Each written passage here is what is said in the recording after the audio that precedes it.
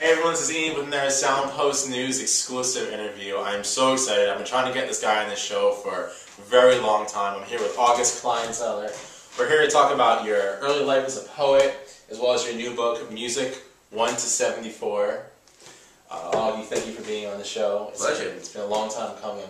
I cut study hall one day. The studio teacher used to let me sit in there if I cut study hall, and I was sitting out in the grass on a spring day, and I tried my hand at writing a poem, and I was quite, just writing about the grass on a March day, and time disappeared. It was very exciting, and all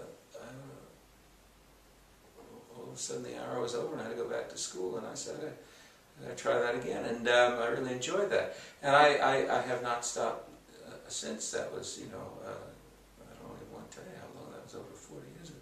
So, and at some point, I improved at it, and that's how I got into that. I would rather have been the center fielder for the New York Yankees, but I was better at the other than that. How was the transition from writing poetry to writing, well, what do you call it, memoirs? Although some are definitely memoirs. Yeah, I had no experience of writing about music, and I wrote an article about selling my CD collection in a local literary quarterly in the Berkeley area, and there was an editor who, from the San Diego Reader, which is a giveaway like all these towns have. It runs on advertising and so forth. She said, she called me up, and she said, I liked your article about selling a CD. Would you like to write a column for us? A weekly column, for $500 a bang, between 800 and 1,200 words. 500 bucks a week. That came out of the blue, and I said, well, I'll have to think about it. And then I went down the street to the bookstore, and I looked at Rolling Stone, which had been a good magazine in the late 60s and early 70s, and Spin, which was probably never a good magazine. And, it was targeted for a very low audience, what kind of bling they're wearing in their bosoms and their jeans. And I said, I can do this. I don't know how I'm going to do it, because I never did it before, but I can do this. So I called her back the next day, and then I had a job. I had a new job. I was a music writer. I had no idea how to be a music writer. But that's how so many of us get started. You look around and you imitate and you fake it, and then pretty soon you get your legs underneath you, and you start figuring it out, and then and have some fun. I think that's how most people begin, whether they're writing about baseball or theater or what have you. They get a break, and then they, oh dear, I have to have a column. I've got to have a column in 48 hours, and I have no idea how to do this, and I still have no idea, but but it got to be fun. There was a used record store nearby that was run by a old fellow, well, probably younger than I am now, but named Flynn. He seemed old at the time, and he'd play all sorts of things, and there wasn't. It was a very permeable membrane between jazz and classical and gag tunes and pop, and I have a wonderful cassette that he made for me at one point, and you never knew what you were getting when you walked in there, but it was always wonderful, and I really don't discriminate. And also as a writer, I didn't think of that when I was younger, but when people review me now as a writer, they talk about genre crossing and high and low and so forth. But I enjoy Bach and Schnittke, and I enjoy well, I enjoy Liberace, but I enjoy talking about him. It's quite a humorous history story. But I enjoy Loretta Lynn or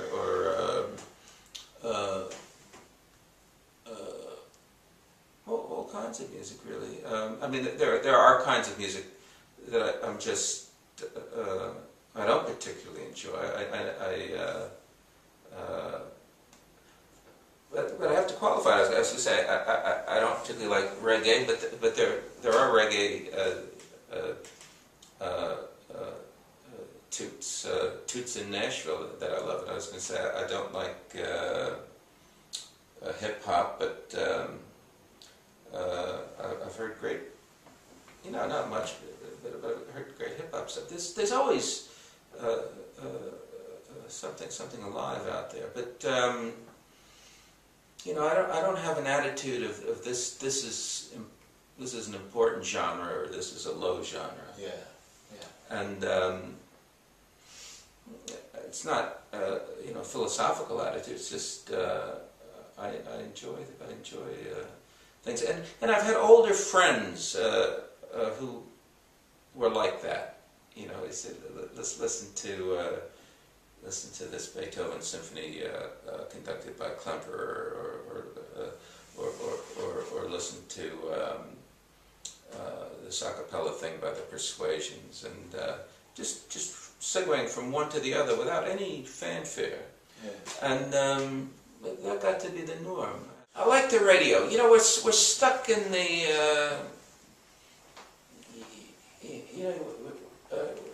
we're kind of trapped in the, one is trapped, maybe you will be, the information delivery systems are changing so rapidly,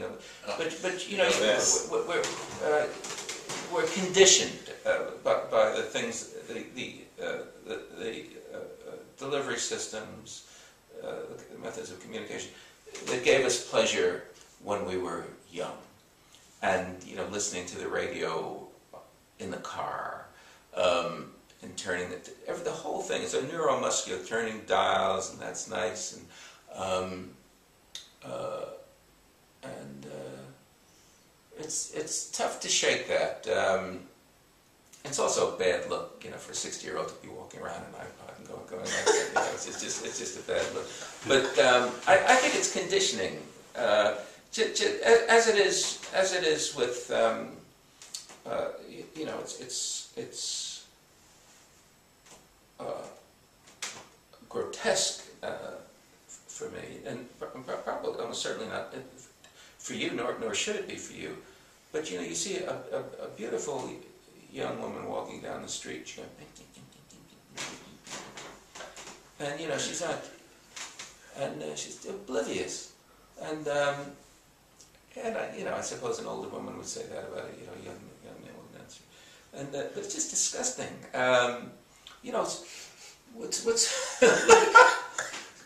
What's going on? Enjoy the day. Look around. It's horrible. Horrible. Is music 1 to 74, and the stories in it range from a page and a half to just about 10 pages in length, and it's really, I think I'm going to buy copies of this and throw it into the bathrooms of some of my musician colleagues, because it really is that perfect 5-minute, I need a break from the day read.